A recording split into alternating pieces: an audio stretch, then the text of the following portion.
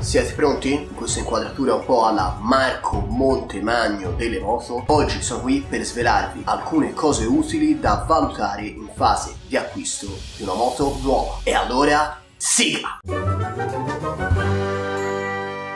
Buongiorno a tutti! Oggi non siamo in moto, siamo qui con questi libri qua dietro messi completamente lì a caso, mai letti, ma fanno comunque ambient, per dirvi quelle cose che sarebbe bene valutare in fase di acquisto di una moto nuova o usata che sia, e perché secondo me sono indispensabili.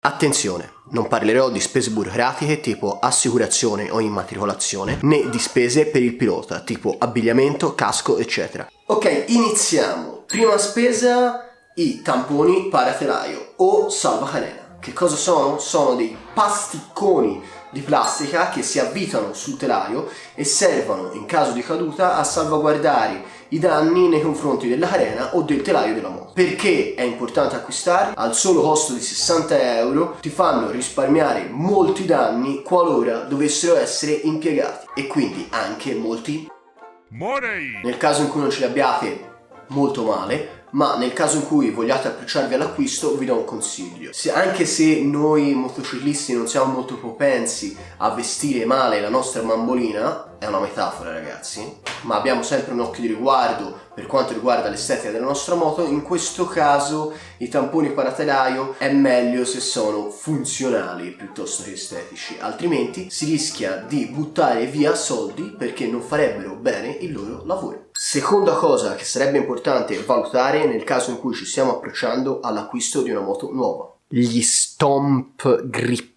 Sono semplicemente delle plastiche con dei pallini che servono ad aumentare l'aderenza dell'interno coscia con il serbatoio della nostra moto. E a che cosa servono? Beh, in MotoGP o comunque per tutti i piloti, cioè quelli che sanno andare veramente bene in moto, per permettergli di mantenere una posizione composta e quindi aumentare l'efficienza dell'entrata in curva nella fase di staccata, ovvero quando c'è un rallentamento forte ed immediato che li porta a avvicinarsi al loro serbatoio. Ma per noi comuni mortali a che cosa servono? Servono per salvaguardare le nostre.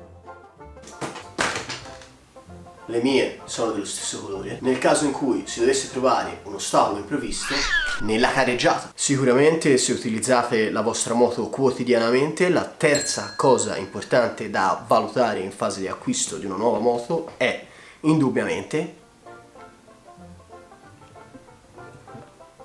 ma che cos'è? Beh, è una plastica dura che si inserisce sulla leva del cambio e serve per salvaguardare l'integrità delle vostre scarpe. Beh, le ultime due cose che inserisco in questa lista in realtà non sono proprio indispensabili per me, però comunque penso sia importante prendere in considerazione la possibilità di acquistarli. Una è una borsa da codone. Questa sicuramente sarà utilissima per chi gli piace viaggiare ma non vuole perdere la facilità alla guida, potendosi muovere in maniera agile e disinvolta sulla moto per poter affrontare al meglio ogni curva. La quinta e ultima cosa da prendere in considerazione è il paraleva destro. Perché il destro e non il sinistro? Perché sul destro ci sta il freno anteriore e in caso di urto verso un altro veicolo o di caduta e quindi di urto verso l'asfalto, il paraleva destro può prevenire una frenata brusca ed improvvisa. Ebbene ragazzi, e con questo video è tutto. Questo è stato un video così un pochino più veloce, un pochino più montemagnesco, un pochino meno motovlog, in preparazione a quello che è il weekend di EICMA. Preparatevi ragazzi, perché nel prossimo video vedrete tantissima moto, tantissime moto. Mi raccomando, io vi ricordo sempre di lasciare like, iscrivervi al canale e fatemi sapere nei commenti se voi aggiungereste qualcos'altro a questa lista di cose utili da prendere in considerazione nel caso in cui si volesse acquistare una nuova moto.